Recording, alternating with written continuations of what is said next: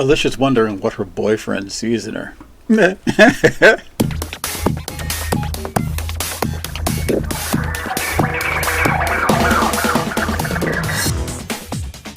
This is Subliteral Network. I make art and comics, and thanks for watching. Remember to hit like and subscribe and to leave your feedback in the comments.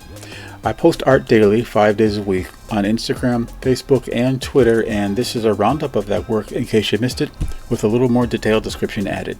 You can read my Una the K-Bunny comics free at radiocomics.com, and please visit my Patreon page if you'd like to support my work. All these links are in my description and bio, and please watch till the end so you don't miss anything. I have photocopies of old art hanging around that I use as scrap paper. So I had this one, I was using it as scrap paper, and I'm sketching on it with a ballpoint pen. I put it aside, and I come back later and I said, this is really horrible. I mean, it's just like a scene of horror. If you, for some reason, it just looks so out of context with this girl screaming back there. Like the painting The Scream or something almost. So unintentionally, I ended up making kind of a new piece of art out of a scrap piece of paper, and I thought it was kind of funny enough to post. This was a drawing that I took out from my file of uncompleted pencil drawings and sketches. I have a file full of these little drawings that I use them once in a while when I don't have any ideas, or I feel like practicing my inking or drawing, and just pictures to work on in dead times, or if I'm feeling whatever way. But this one I took out, and I decided to practice some inking on it. I did a little feathering in the hair, a little style that's a bit different than I usually do. It came out a little kind of more cartoony than I expected. But that's what's kind of cool about having pictures around that you just experiment on. You can go outside your usual style, you can make mistakes, or you can come up with something new, a little different than you usually do.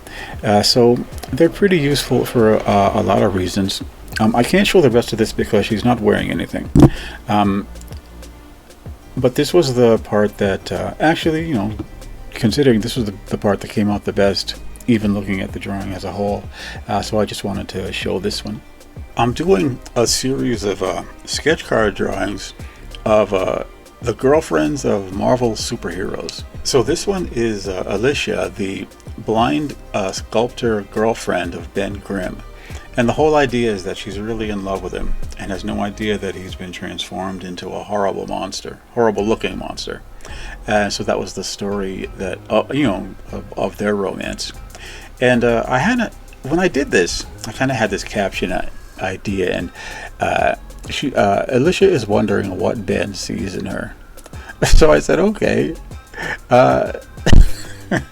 I gave her a big booty and big boobs, and she really sort of has no idea that this is the view of her that Ben Grimm has. It's like she can't see him at all. He's a big misshapen monster, but he can see her, and she's just this kind of gorgeous, voluptuous woman.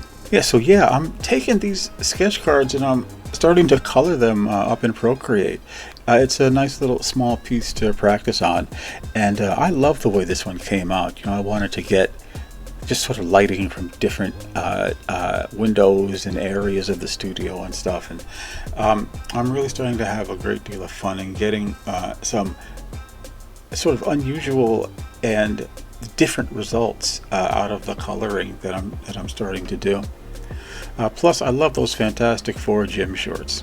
You figured, they have their brand on everything, so Alicia has a big 4 on her butt there, because she gets the Fantastic Four gear for free.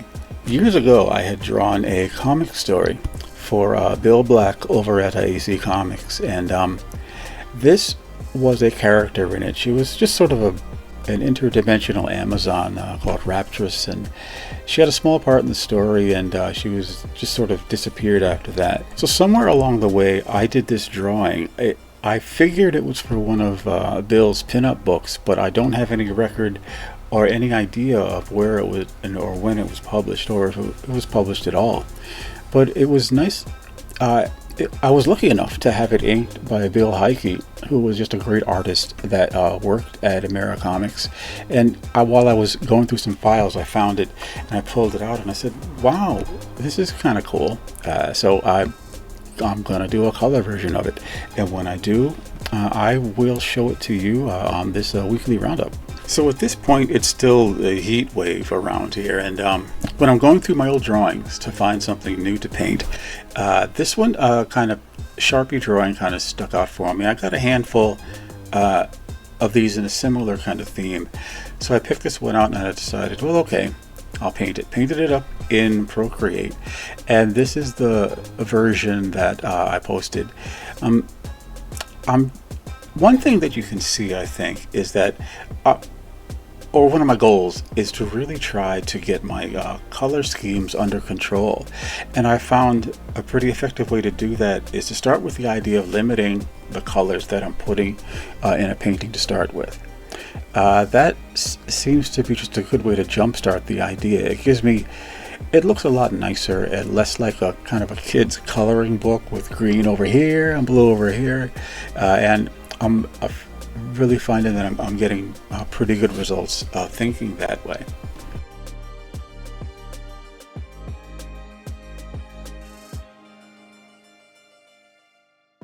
I'd like to thank you, my subscribers, and especially my new subscribers. I'm very happy you enjoy hearing something more about the work that I'm doing, and I hope the videos are entertaining, and I really hope you can come back for more.